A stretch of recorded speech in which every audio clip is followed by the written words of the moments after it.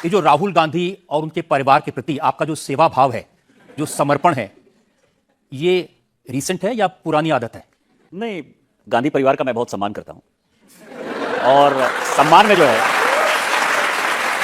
ये समर्पण भाव जो है, क्योंकि वो लोग राजा हैं, हम तो छोटे परिवार के आदमी हैं, तो हमारा काम है उनकी सेवा करना, तो हम लगातार उनकी सेवा करते रहते हैं। मैंने आपका एक बयान देखा जिसमें आपने कहा कि सोनिया गांधी जब आपको मिली तो उन्होंने आपके साथ जो व्यवहार किया वो मां के जैसा व्यवहार था। हाँ, मैंने बोला सोनिया गांधी जो है वो कंप्लीट भारतीय नारी बन गई है और उनका दो ही काम है। एक उनका काम है बेटे को सेट करना और दामाद को भेंट करना। तो बेटा सेट नहीं हो पा रहा है और दामाद को जो भेंट दिए वो ईडी सीबीआई के चक्कर में जो है पड़ा हुआ है। लेकिन सोनिया जी को भी पता है कि मैंने ये बातें सही कही। उनको ये लगता है कि कुछ भी हो, ये आदमी जो है पार्लियामेंट में सही कहता है। तो जब वो बाहर निकली 2024 में इंटरिम बजट के बाद, उन्होंने कहा कि अब मैं राज्यसभा जा रही हूँ। और उस दिन उनकी तबीयत बहुत खराब थी, तो मैं उनसे पूछने के लिए गया था कि आपकी तबीयत खराब है। तो उन्होंने हाथ पकड़ा मेरा और कहा कि तुम्हारे जैसे आदमी को पार्लियामेंट में आना चाहिए। तो इसीलिए और वो पार्लियामेंट में आके आपको कहना चाहिए कि आपका बेटा फटीचर की तरह आता है। पार्लियामेंट में आज तक का रिकॉर्ड है कि मैंने पार्लियामेंट मिस कर दिया आधा घंटा, लेकिन मैं पाजामा कुर्ता छोड़कर आज तक पार्लियामेंट में कभी नहीं पहुंचा। क्योंकि आजादी के आंदोलन में जिन लोगों ने अपना सेक्रीफाइस दिया, उनकी आत्मा मरोड़ेगी कि मैंने इसी दिन के लिए क्या स्वदेशी की बात किया, गांधी की बात किया, चरखा की बात किया। और आप देखिए कि एक फटीचर जैसा जो है पैंट पहन के आ जाएंगे, एक टी शर्ट पहन के आ जाएंगे और कहेंगे कि मैं प्राइम मिनिस्टर इन वेटिंग हूं। और डिफेक्टिव प्राइम मिनिस्टर होता है, उनके जो लोग हैं सुरजेवाला से लेकर केसी वेणुगोपाल तक पार्लियामेंट में चिल्लाते रहते हैं ये प्राइम मिनिस्टर इन वेटिंग है। तो प्राइम मिनिस्टर इन वेटिंग के लिए वो फटीचर पैंट नहीं होना चाहिए ना, यही मैंने कहा। तो फिर उन्होंने भी कहा कि निशिकांत लुई विटॉन की टी शर्ट, अरमानी के सूट ये पहने नजर आते हैं। मतलब मैंने कभी कब कहा कि मैं गरीब आदमी और मैं ये नहीं पहनता हूं? मैंने कब कहा? मैंने कहा पार्लियामेंट ये पहन के नहीं जाना चाहिए और मैं खुद भी पार्लियामेंट पहन के नहीं जाता। उस संसद की गरिमा को बचाने का सवाल है। निजी जिंदगी में आप क्या हैं उससे कोई मतलब नहीं है, लेकिन पार्लियामेंट की डिग्निटी क्या है? आप लीडर ऑफ अपोजिशन। आप सिर्फ कपड़ों पर नहीं बात कहते, आप उनके पूरे जीवन पर। आपने कहा राहुल गांधी अर्बन नक्सलाइट हैं।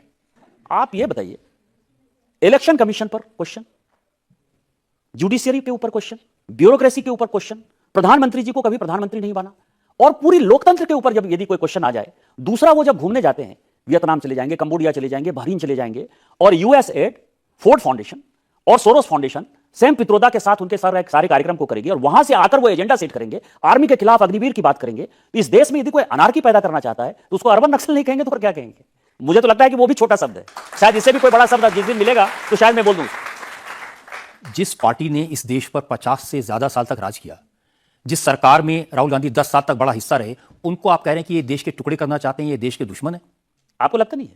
यदि आर्मी में अग्निवीर को यदि बच्चे रिक्रूट हो रहे हैं, यदि उसको आप भड़काएंगे, यूथ को भड़काएंगे, जिस प्रधानमंत्री को आप समझिए कि सबसे ज्यादा वर्ल्ड में जो बड़ा अवार्ड मिलता है या आप समझिए कि सम्मान है, वो इस प्रधानमंत्री को मिला, जिस प्रधानमंत्री के कारण आज इतने पूरा दुनिया G20 हो, G7 हो, जहां भी जाते हैं कोई कहता है प्रधानमंत्री मेरा दोस्त है। इवन ट्रंप जैसे लोग जो है बार बार कहते हैं कि दोस्त है, और आप कहते हैं नरेंद्र सरेंडर, नरेंद्र सरेंडर।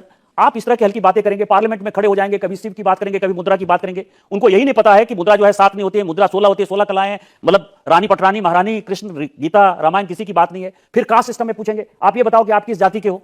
अरे 2014 तक तो आपने शासन किया, आपको नहीं समझ में आया कि कितने ब्यूरोक्रेट जो है वो शेड्यूल कास्ट है, शेड्यूल ट्राइब है, ओबीसी है, कितने पत्रकार शेड्यूल कास्ट है, शेड्यूल ट्राइब है, ओबीसी है। तो जब देश को भड़काने की बात आप करोगे, पार्लियामेंट को चलने नहीं दोगे, तो अर्बन नक्सल नहीं है तो और क्या है? वो देश तोड़ने वाले ताकतों के साथ। विरोधी दल के नेता है, उनका कहना है कि चूंकि मैं नरेंद्र मोदी से सवाल पूछता हूं, उनको चैलेंज करता हूं, इसलिए ये सब लोग मेरे पीछे पड़ जाते हैं। नरेंद्र मोदी से क्या सवाल पूछेंगे? नरेंद्र मोदी तो सवाल से ऊपर हो गए हैं।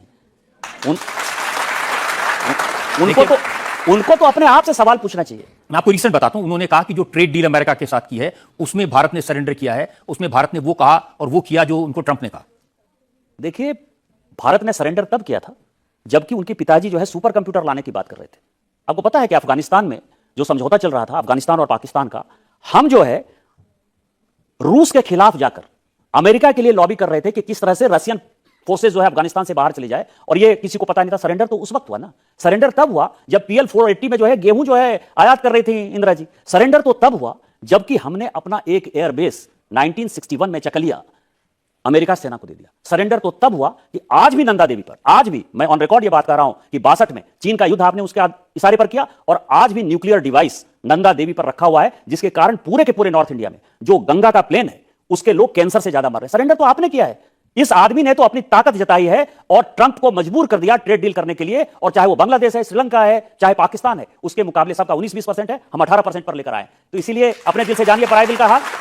दूसरी उनकी शिकायत हमेशा रहती है और वो कहते हैं कि भारत ने चीन के सामने सरेंडर कर दिया। नरेंद्र मोदी शी जिनपिंग से डर गए। हेंडरसन ब्रुक्स की रिपोर्ट है, जो भगत रिपोर्ट भी कहलाती है, उस रिपोर्ट में कहा, जो आज तक कांग्रेस ने उसको डिस्क्लोज नहीं होने दिया, कि 38,000 स्क्वायर वर्ग किलोमीटर जगह जो है चाइना ने कब्जा कर लिया। और जब यह डिस्कशन हुआ पार्लियामेंट में, तो उस वक्त जो कभी रक्षा मंत्री हुआ करते थे महावीर त्यागी जी, उन्होंने कहा कि आपने कैसे दे दिया भूभाग, कैसे लड़ाई हो गया, तिब्बत हिंदी चीनी भाई भाई आप कर रहे थे। तो उन्होंने कहा कि जो भूभाग वो लेके गया है वो ऐसा है जिसमें कि घास भी नहीं उगता, मतलब अनयूज्ड है। तो महावीर त्यागी ने कहा कि आपके तो सर में जो है एक भी बाल नहीं है, तो क्या आपका सर जो है काट दिया जाए, क्योंकि वो भी अनयूज्ड है, उसमें भी कोई सर में बाल नहीं।